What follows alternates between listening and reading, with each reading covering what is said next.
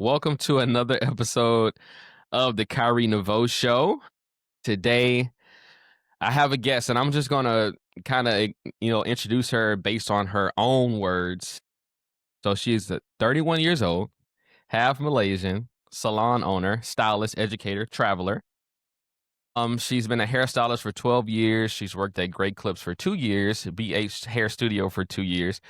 And she founded Katie Mobile Studios at 23, opened her salon at 26 during COVID, purchased a home on her own at 27, hit her first six figures 2 years after starting her business. And her credentials include working with HBO and MTV, styling bridal hair in Italy, platform educator for Color Wow and multiple hair shows, assisting Joseph Maine with Ashley Benson, Nicole from Pussycat Dolls, Katie Holmes, Charlotte McKinney, A.D. Bryant, Kate McKinnon, SNL, Zara Larson, Dominique Sash, Camille Kostek, Fifth Harmony members, Today Show, and Houston Life.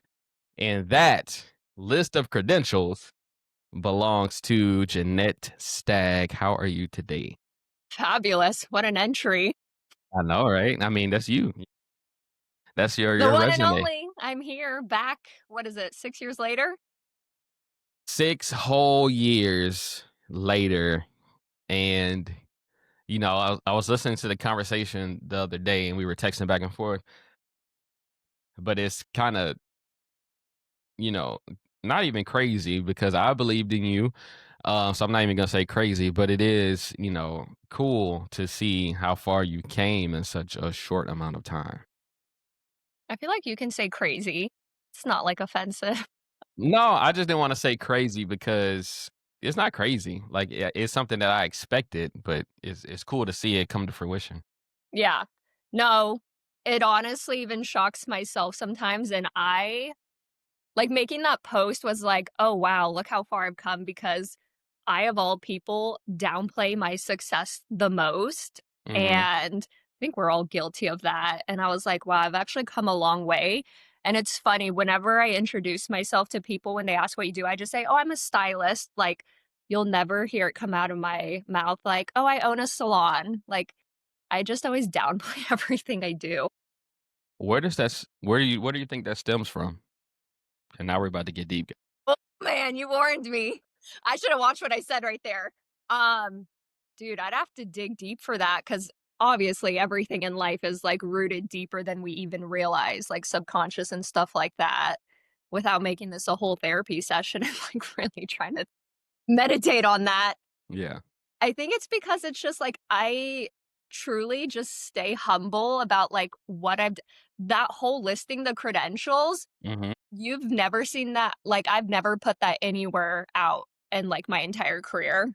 When I was assisting Joseph in New York, he would post things like, "Oh, assisting by Jeannette Stagg," and people would catch it, Mhm. but I think it's one of those things where it's like, I'm aware of my accomplishments. I don't really have to put it out there if somebody asks. This sounds maybe bad, but I guess sometimes people it's being humble versus, like, some people wanna, like, put it on a pedestal and have bragging rights to it. Right. So, as far as your content on social media lately, it's been more of you kind of showing people you. It's been not really centered around your profession, so to speak, has been more centered around you enjoying life, some of the life lessons you've learned throughout your life, etc. So when you strip away the title of business owner and stylist, who are you at your core? Ooh. Wouldn't you like to know? You're like, "Clearly, I just asked." Yeah. Okay. At the core, as Hmm. of now, because I think we do go through phases in life. Like you said, on social media, you can see there's been a pivot. I think right now I'm focusing so much more on just trying to balance myself, and when I say balance, that means taking time to do things that actually fill my cup, nourish me inside, things that Hmm. make me feel at peace, at balance. I love traveling, and, like, I actually, like, mean that, and I think if you looked at my page and you would know that. It's not just someone who's like, "I like a trip." It's like, no, that literally, like, feeds my soul.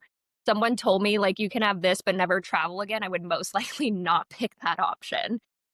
And I don't know, I'm just, like, at a point to where it's, like, as much as I love my career, I do want to show, like, there is more to me than that, and Mhm. that's probably why you can see, like, there's such a shift in my content now. So, do you feel as though you kinda I kinda know what you're gonna say based off of what you just said, but do you feel like your salon is your calling, or do you feel it's just one chapter of a bigger purpose? Man, as much as I would hate to be honest, it's a chapter. Okay. Okay. Okay. What do you know what is your bigger purpose, or is that something you're still searching for? I think there can be, like, 2 ways to answer that, Mhm. as in, this is my personal take. It's like, what's your bigger purpose in life? Or it's like, Mhm. what is your purpose for, like, your career journey? I don't know if you've even broken it down that way. Yeah, I was going toward the more of your life. Yeah. Yeah. It's so weird because, like, future you, people always talk about their past tense, and I'm like, and they say, like, "I always knew this or that." I don't really have the answer to that, but I what I can say is, like, for years now, probably, like, well before the salon, I've just always had this mantra of, like, my purpose here is to inspire and motivate others. So whether that be hair, fitness, lifestyle, energy heal, whatever it is, Mhm. that does feed my soul whenever people come back and they're like, "Oh, I did this because of you," or like, "You sharing that impacted this." And I think that's why lately I've been, like, more raw on what I'm sharing. I'm like, doesn't have to resonate with anyone, or I should say everyone. But when Mhm. one person gets back to me, I'm like, "Hey, that message made a difference." Right. Do you kind of find yourself being like a therapist in a way because Oh my god. no, seriously, because even in, in barbershops specifically, I don't know about other barbershops, but like in the black community, it's like a communal thing. It's like I always say the black barbershop is like a country club for black men. Like we go there, we commune with each other, we joke. It's like a place you can go to let go. Some people we have some guys that go to the barbershop don't even get a haircut. They just sit down to get that, that feel and Wow. that conversation. So me going to the hair salon with my mom and my grandmother, and when I was younger, I kind of saw the same thing in hair salons where women, they would go to these hair salons to literally let their hair down, have conversations, and just kind of let loose. And you been in a position that you're in as the hairstylist, and it's kind of an intimate relationship because you know their hair, what they like. So, do you ever find yourself in a way seeing how your chair is kind of like a therapy chair in a way? 100%, and that's why I said, "Oh my gosh," Yeah. because I was like, I can cut you off right now and be like, "Yes." It's an ongoing joke, but it's 100% true. Mhm. Hairstylers are basically an unlicensed and unpaid therapist, which has its pros and cons because at the end of the day, it's like, yes, I am impacting people. Like, some people we notice, some people we're like, they didn't really need this service, and we can tell, like, they truly came in here just because they kinda wanted a friend or someone to talk to. And we Mhm. see that with, like, hair and makeup, like, they just wanted someone to chat with before their event. So we are impacting them that way. It does take a toll on you, and that's what I it's so hard because I try very hard not to talk about the side of the business that takes a toll on us because I know at the end of the day, like, people don't wanna hear that, and it can draw a negative connotation, or it's like, "Don't go see Jeannette because she's gonna say this," but it takes a toll on us, and I'm saying us because, like, this is a collective answer. Mhm. When people unload on us, you have to realize I'm just gonna speak for myself. On average, I can see 5 to 8 people a day. So when you're unloading on me every hour, and people unload a lot, it's like I literally see divorces, I hear about infidelity, I hear about job career changes, people getting pregnant, all of it. So truly, people unload on us like we're therapists, and then it's like we have to turn around the next hour and take that all in from the next person. And Right. again, you're taking that from 5 people a day, multiple times a week. And that's why it's like people are so shocked when they find out, like, I'm an introvert. It's like, because when I leave there, I don't wanna talk to anybody. I literally just wanna decompress all the information I've taken in. Man, that can lead you to needing a therapist, right? Just dealing Dude. with all that. Well, I'm shocked that you said that's barber culture, but I guess to Mhm. me, I'm shocked because it's like clearly our clientele, I do see men, but like they're not usually unloading this much. It's more women.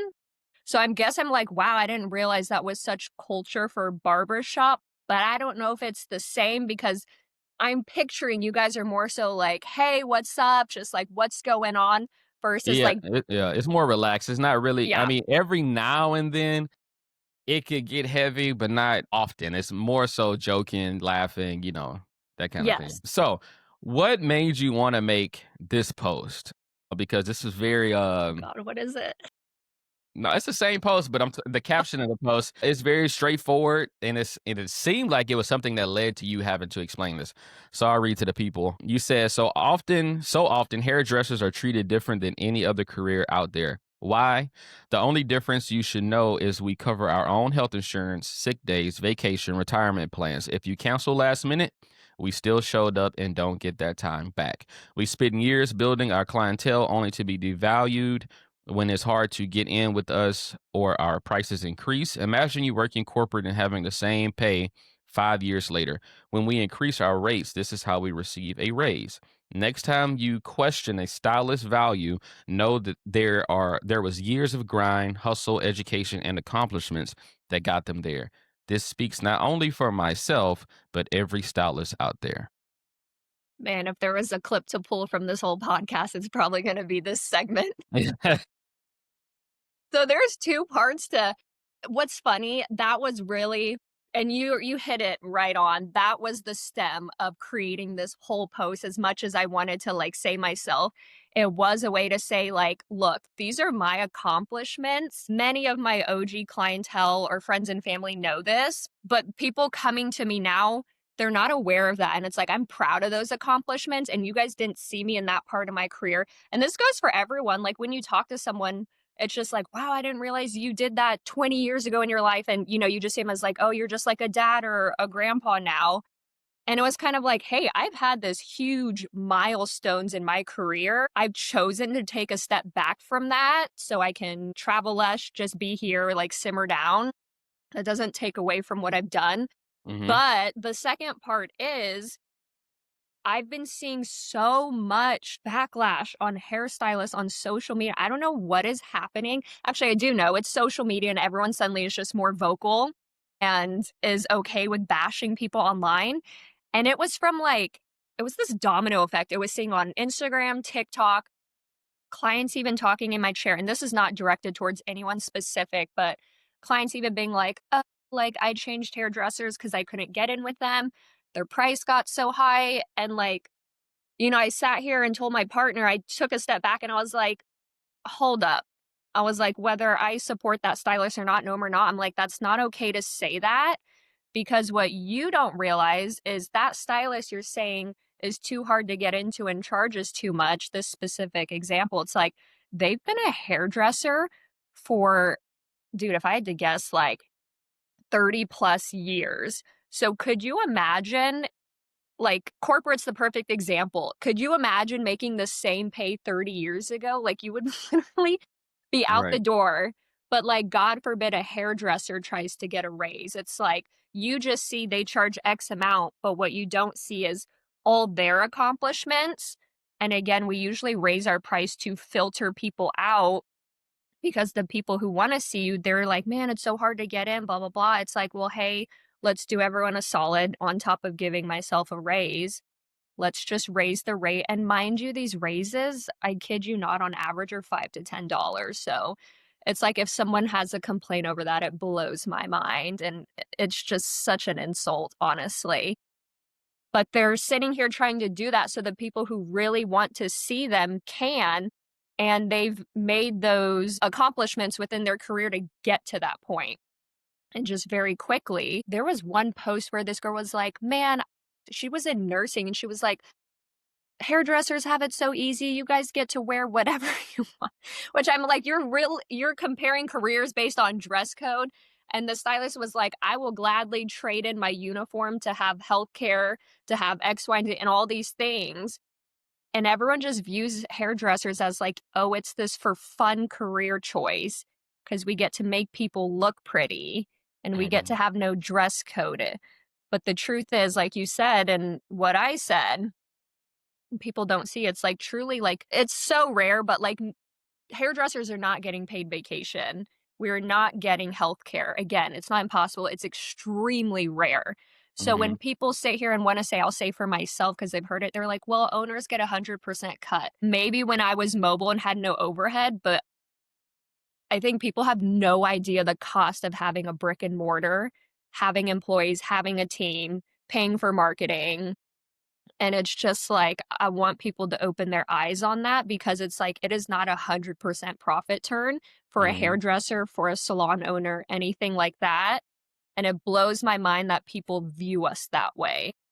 Right. That's some good insight on that because I don't think people think about it, your profession like that, especially when it comes to being an owner. You're an entrepreneur. So, and you own your own business. So it's no safety net. It's like, Yeah. you get it or you don't. It's like no in between. So we talked about, this angle. We talked about, all of the things that's dumped on you by customers, which you're not necessarily complaining about, but it can be a lot. So my question is, was there ever a point where you thought about giving up on your business? And if so, what kept you going in that moment? Do plenty of time. I don't know a single entrepreneur who cannot say, I've never thought of giving up. That's a lie if they say that. For sure. No, I can't even tell you. They're actually building the salon. I was literally I could remember this day so vividly. I was, like, crying in my apartment, and I was like, "Why am I doing this?" I was like, "I don't even want this salon." I was like, "This is too much stress." It was probably the most stressful thing doing a build out, so and what got me through, I don't think there's a golden answer because I think some people have this, like, revelation, and they're like Hmm. I think that's the best way to put it. They have a revelation. They're like, "You got this." I really just saw it as like, well, just keep on pushing through. And I'm saying that because I don't wanna glorify it. Like, Right. Just being I'll real. say the one thing this is where actually I've in the last couple of years, I try to be so honest because Hmm. people throughout my career, whether it's someone who's worked for me, a friend sorry, my dog. Hmm. A client, they're like, "Oh my god, you have it all put together. Your life is so great." They don't use the word perfect, but essentially they think I'm living this perfect life. Hmm. "You always look so not stressed." I'm like, "I'm effing stressed every single day. I just don't show it." And taking away the glorification, it's like I'm literally dragging my feet and I'm like, "Okay, like that didn't work. Like let's just find another freaking solution." Like and that is truly my mindset of what makes me keep going. And Right. it's an everyday constant struggle being a entrepreneur and business owner. So your career moved relatively fast. You made six figures within 2 years. You opened your business, a brick and mortar. You were in New York. You were here. You were there. So, how did you handle things moving so quickly? I think it was because I was at a different pace in life. Mhm. I and I say this like I had no problem with it. It wasn't like I was hustling and dying. I willingly and gladly worked 7 days a week. There truly was not an off day, and I did that for years. My business coach at the time, keep in mind, this was for years. She was like, "You need to slow down. You need to slow down. You need an off day." And my answer was, "Why? Why do I don't want one. Why do I need one?" Even my friends were like, "We're concerned, like take time." I don't know. I see what they were saying, but at the time it didn't affect me. But then moving forward, maybe like 3, 4, 5 years, it then started to affect me. And I was at a different point. It was like, you're dating, you're settling down, and that's the matter of the fact. I see it all the time. People are like, "Oh, no, I'm never going to do that." But, they meet someone, they marry, they have kids. You're at a different phase in life. And so that's definitely like what stemmed me like chilling out. And I definitely saw the fruits of my labor. I was like, okay, I've like built this. I can slow down now. Right. What have you lost or had to let go of in order to build the life and business that you have today? My sanity. You think I'm kidding? I'm so serious. I don't. I believe you. Let's see if there I feel like someone's answer would be like, "I lost friends, I lost this." No, I think I Yeah. just lost No, you know what I lost? I lost patience. I hold, like, this much patience for people.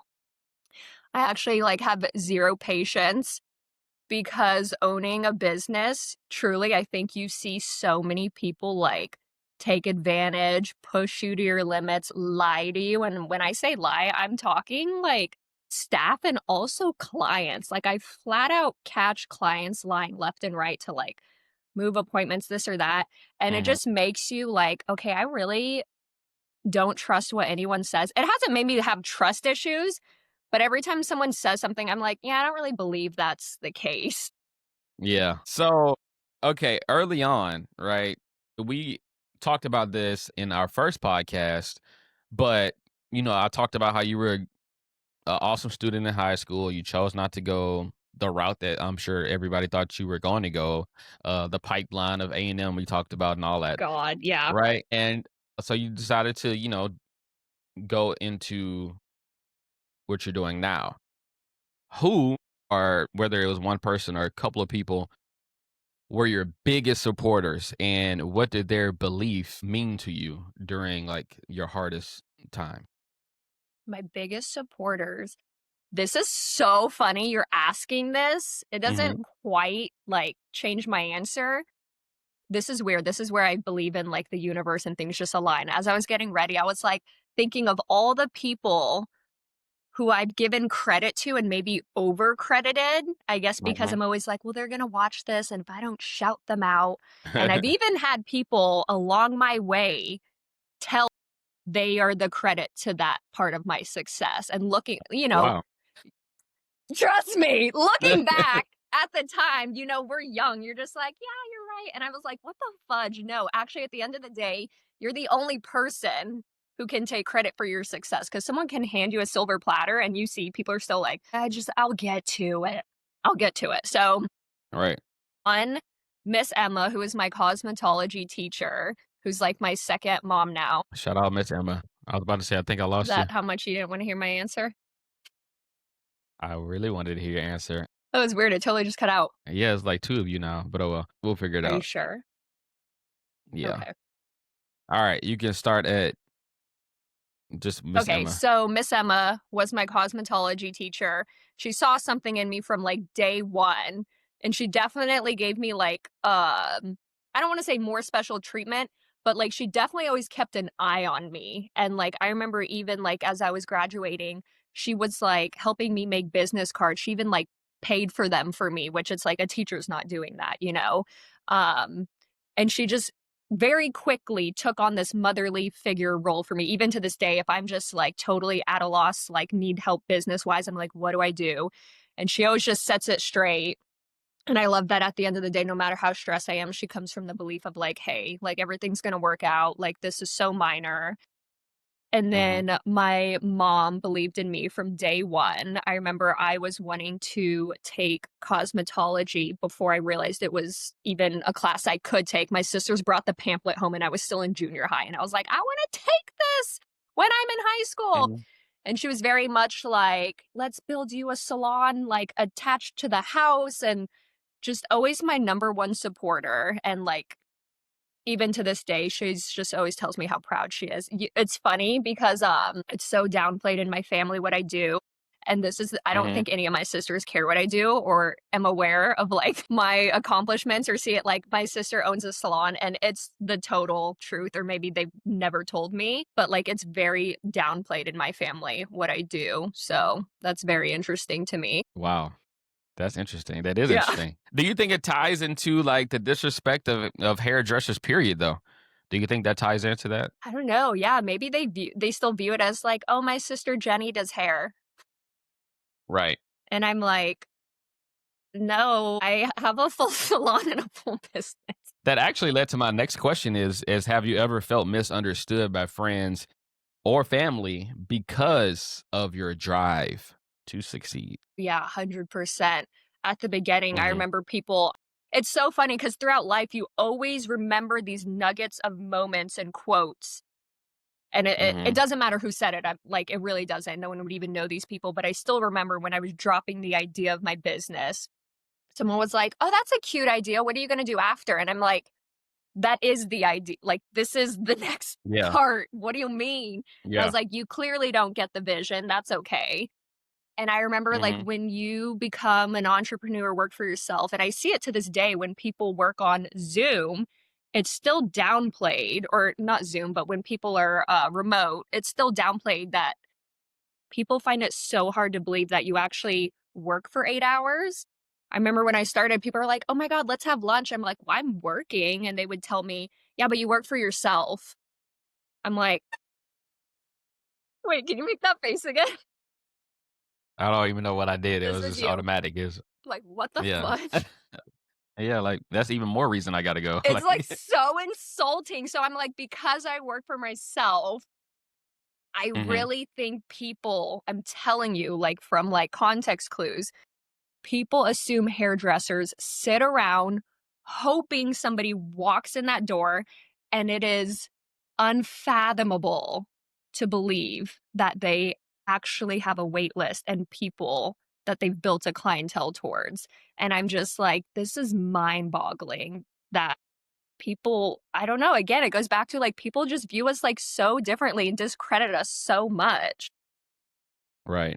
You know, I actually when you made that post, I sent it to my sister who I've been trying to get to go to cosmetology school, and I was like, "See, like, you can do this, like, it's a way for you to make a career out of this." Mhm. Like, so I definitely used your post to try to motivate her to do it because I think she'll be good at it. So, walk us through, like, your day because we spent this podcast and, we're talking about how people just don't get it. Like, people say, "Come out to lunch," and you'd be like, "I gotta work." You're a business owner.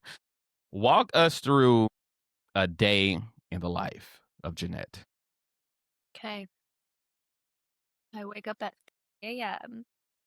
3 Just AM. kidding, no, I don't do For that. what? I was about to say, for what? I'm like, "You want the Jeanette from me 5 years ago or today?" 'Cause there's been 2 schedules. I will say, back then, I did used to get up at 5 AM, and I think this is honestly, like this part is super important. I used to get Mhm. up at 5 AM because I truly had the mindset, if I woke up at 5:30, I was like, "The day's gone. Everyone's ahead of me. I'm literally losing in life. I'm behind everybody else." Mind you, everyone's literally still asleep. That was Absolutely. my mindset, and that also was what drove me. It probably wasn't a healthy mindset, clearly thinking like you're losing because you slept in 30 minutes. Yeah. You have something to say towards that? I don't. You what I would say towards that is to be, like, above everybody is that you have to be a little bit crazy. You have to have some type of unhealthy habits just because that's like the common thread of anybody that I've studied that's ever Yeah. successful is that they're just a little bit throwed off, you know. I will say And you have to trick your mind. You have to trick your mind. Like yes. Michael Jordan, you watch Michael Jordan's documentary, he would make up scenarios to stay competitive. Like he'll say like, "Oh, this guy," they told one story where this guy he said that this other player was talking trash to him. It never happened, but for him to stay motivated, for him to stay competitive, for him to win championship after championship after championship and still have that hunger inside of him, he had to make like, damn, okay, so and so is up right now. It's 5:30. I got to get up. Like you gotta think like that in order for you to achieve what most don't achieve. That's so true. I'm still gonna answer your question about my schedule, but I know you know. This is like a known thing if you know. Like the 1%, the elites, they're not living the way everybody else is living. And while everyone wants to look down on it or be like, you're crazy or unhealthy, it's like, okay, well, there's a reason they're here. Well, 99% of everyone is here because they've done things that most people are not willing to do. So yeah, I've definitely and I will say like I had that mindset and that was back when I was saying like I wasn't afraid to work 7 days a week. Like I put in the effing work and clearly I can see it. And now I'm at a point Yeah. where it's like, okay, like let's slow down. Like I've worked my way here. So now I'll get up around, I would say like 6:30 on average. I try my best to work out just a few times a week because it makes me feel good. And I've learned like I think that's important. Do something that makes you feel good, like move, get your body out there, obviously releases endorphins and all of that. And then from there, it's like I pretty much just start working. I'm like checking social media, and you have to. It's not just like mindlessly scrolling, but you have to check, you have to make content. I definitely do a lot of my content making before business hours at 9 a.m. because once 9 a.m. rolls around, it's like, well, now we need to start answering inquiries, booking. If I'm in the salon, I'm doing stuff. If I'm having an office day, I still have to overlook the entire salon day and be on alert if somebody needs me. I have to make sure everything's still like rolling seamlessly. And that's what I hate is like I feel like as the owner, I don't know why this is. I feel like I have to like let people know like I'm still working. 'Cause I don't want them to think like she's just relaxing, sitting at I mean, dude, even when I traveled for 2 months this summer, I still Mhm. worked the whole time. Really? Yeah, but that to me was my I know people don't agree with it based on how you're responding, and I did have people say like, "You're crazy, just clock out." I was like, "But you have to look at it this way, it's a mindset. I'll trade off Mhm. getting to work remotely a couple hours a day in exchange for living across the world on a tropical island." That's the way I see it, Yeah. and everything's still running and flowing, and obviously, at the end of the day, it's a business, like, there needs to be profit coming in. That is very important. But you seem to to have figured out great ways to take care of yourself, right? You mentioned working out, you do these ice baths, um you travel frequently.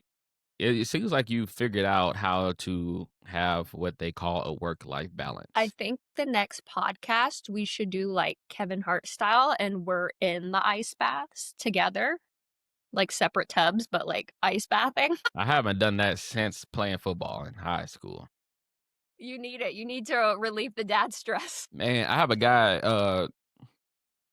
that I know, he does it every morning. You get used Like to it. he brought one for his house. I guess you do doing it every day, but Come on. There's a reason all these athletes and non-athletes attest to it because it's so good for all right, we'll do a poll, guys. If you want to see us do the ice bath challenge, vote yes or vote no. or vote yes.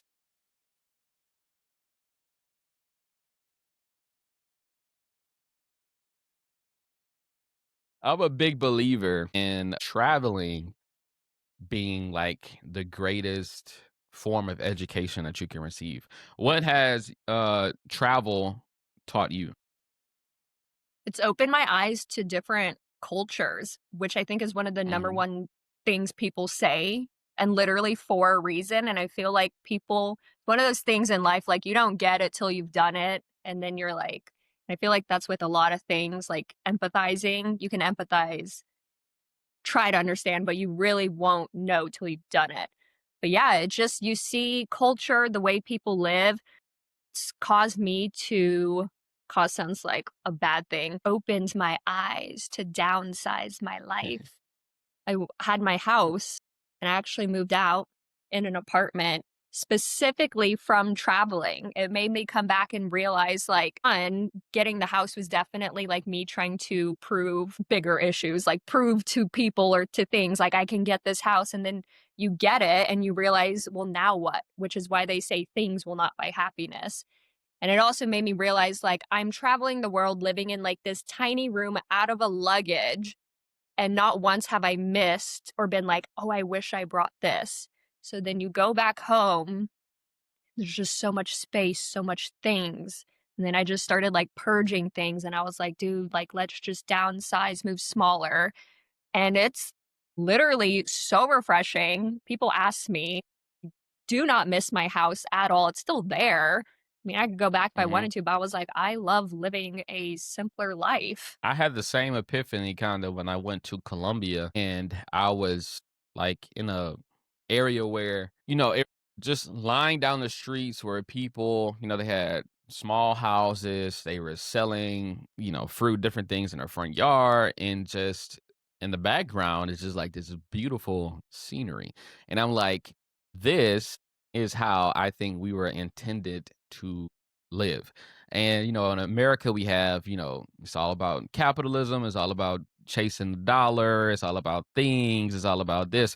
But I really, enjoyed the simplicity that they had there. It's like, they were happy with what they had. They weren't like, I want more, I need a bigger house. It was like they're content and they're surrounded by, God's greatest creation, which is nature. So I had the same epiphany when I went to Did Colombia. you find your lifestyle shifted when you came back? No. Okay. So much for spreading the message. I know, I know. Well, let me think, No, right? you already answered. I like I would say I like nice things. I do. But I see it more as, I have taste. It's not like I have to have XYZ. I'm more drawn to simple things anyway, like books are like my favorite thing, music. So it's not like I, lived a, having caviar every night type of life anyway. So, No, I think it's important to say. I mean, yeah, clearly there's still things in life I enjoy, like the finer things in life where, treating yourself and splurging. in moderation. Yes, but I think it should open people's eyes of like, why do you want those things? Are you getting that to show off a certain lifestyle or like did it actually make you Mhm. happy? Did you look forward to that? Did you earn, like is there a reason and meaning behind it? Versus, I'm sorry to say, but I think half of Katie is trying to uphold a certain image. Yes, because everything is about intent, right? What were your intentions behind XYZ is what's really important. And if you ask yourself that question, then you'll be better off. But yeah, I think, the things I like, maybe some of it was, like to flex a little bit, but for the most part, if people come to my house right now, the thing I would want to show off the most is like my books. Like I have 200 plus books on my bookshelf right now. And I'd be like, Why come is look that at not the this. Like, look. backdrop of your podcast? It will be when I get it all set up. That's funny. It's funny you said that because it will be. But it's like 200 books. That's what I want to show off when people come here, and not like anything else. Love that. Yeah. So that's my pride and joy. You're gonna say your son. And my kids are my pride and joy, of course, No, you but said your it's books. material things that my books are. Okay. The world knows the answer now. I mean, they were here before my kids. I'll play I'm this just back kidding. one day. Just kidding. So we kind of went off a little bit, but Yeah. Next question. as we do. But what has having a staff taught you about leadership, right? Because it's one thing to work alone, Mhm. right? It's kind of like, being a tennis player, you're the only one out there. Like all you have to worry about is you. But if you're a coach of a team, right? Or if you're a leader of a team, it's a different dynamic. So what have you learned about leadership from having to manage a staff? It is not for the weak. It is very difficult.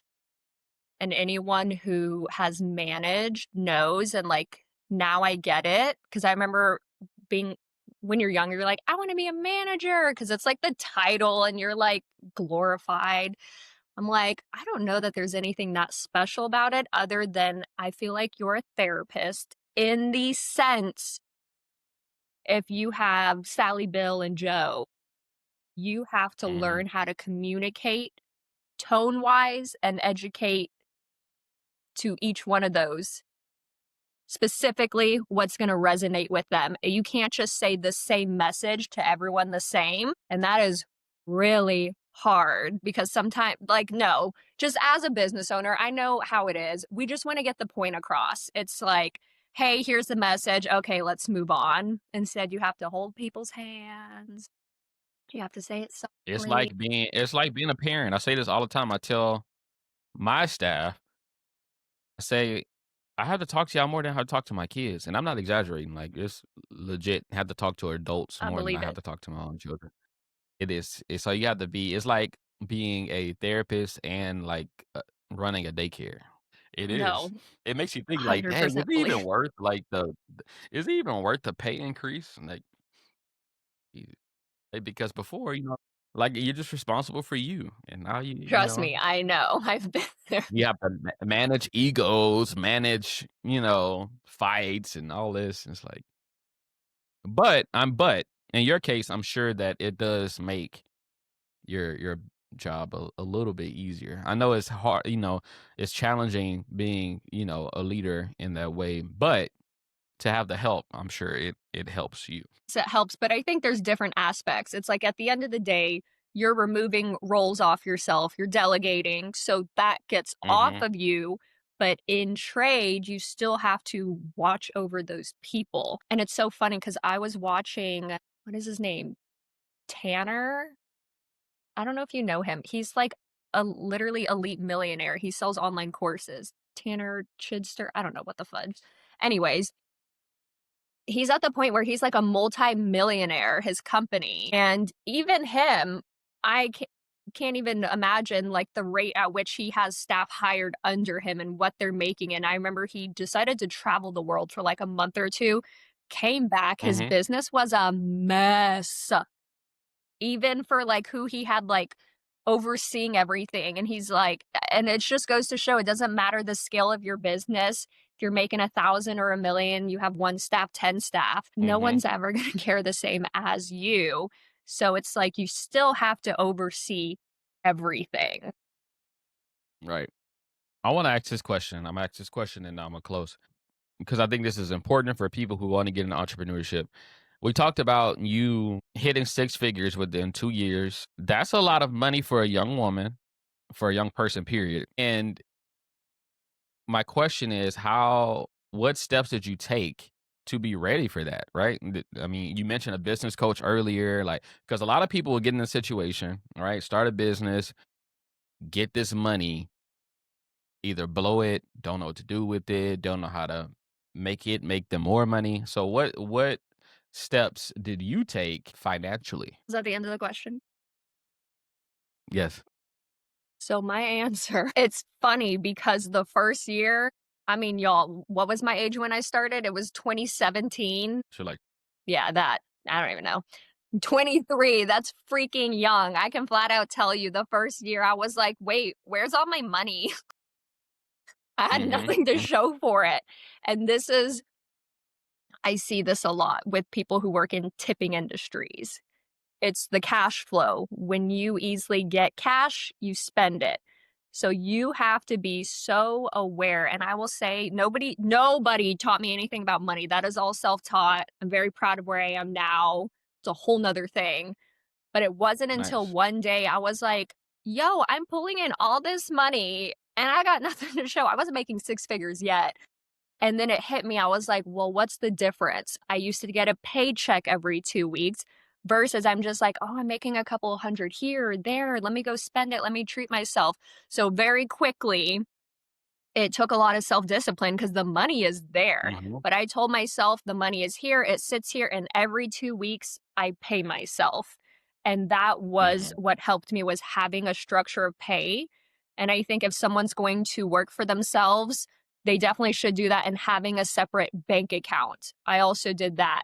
So it was truly like, this is the business's money, this is mine. And from day one, I was very adamant of like, whatever I make, no matter you see it, you want to touch it. I was like 30% set straight aside for taxes, 5% set straight aside because as a business owner, you should be putting a minimum of 5% back into the business to update things, things like that. And mhm. so it was very much like, okay, this is my money. If I oversaved for taxes, then it's a little bonus at the end. But I had to take on that structure and responsibility if I actually wanted to see this money moving forward. Wow, self-taught. And I robbed a few Impressive. banks. Okay. The Khyrie Neveaux show does not endorse any type of robbery or thievery or criminal activity. We do not Yes, endorse we any do. of that. We don't. So So stupid. this It's all our conversations go, guys. We have good conversations. But most people close, interviews like this and say, so tell me what's next. Like, what do you want to do? Where do you see yourself in the next 5 years? I'm going to close it and ask you this. If your salon closed tomorrow, what would you want people to remember about you? Not the business, but you. That I cared about each and every one of you. And while I'm saying that sarcastically, I'm dead serious. I'm being so serious because that is what takes the biggest toll on me. I'm only talking for me, nobody else in the industry. If you sit in my chair, you have already imprinted on my life, especially when you're telling me about your life. We've made a connection. So when people, as they can, quickly just turn around, go somewhere else, move on, don't like my policies, say F you, I do take that personal because I've made a connection with every single person in my chair. And what a lot of people don't realize if you're not one of them, I regularly will hit up my clients, and I hate to even say client because it's like, you're a client. I view them as friends, and I'll be like, how are you? How was this? How was your son's thing? Happy birthday, happy anniversary. I've literally like baked stuff for clients' anniversaries. Like, I actually like really remember these important things they tell me. And again, like they've been printed on me and they're more than just a client to me. So yeah, if I were to just like disappear, the salon disappear, these were definitely more than just clients to me. And sometimes they may not know that, but I would like them to know that on my behalf. Awesome. Give it up, guys, for What's so Jeannette funny? Stagg. Give it up, guys, for Jeannette Stagg. Don't laugh. Be serious. Stone faced for her. She don't want no laughing. So I'll talk like this, monotone. Nah, but give it up for her. Thank you for coming on for the second time. We already booked a third podcast, I guess, depending on y'all poll vote. They're voting. Yeah, they're voting no. But thank you for coming on, sharing some insight into your business, into you as a person, and tell the people where they can find you, your address to your business, et cetera, et cetera. My home address? No, not your I'm home kidding. address. Okay. Look, I'm simple. I'm like Katie Mobile Studio. Look it up on Google. You will find all the aspects, all social handles, everything. Type in Jeannette Stagg. You can find my social security passport. Spell Jeannette, though, because, people spell it in different ways. Jea. We're a mess. Okay, let's wrap this. Give the people what they want. They want more of me. This to be the intro. Chop this and put I it as see. the teaser, the clickbait. All right. All right. So now that she's done taking over my podcast, You guys, thank you thank you. so much for tuning And there it goes in. again. Khyrie, thank you for joining us today. This was an absolute honor. I appreciate you taking time out of your day. And we'll see you guys next time. See you guys next week. I just spit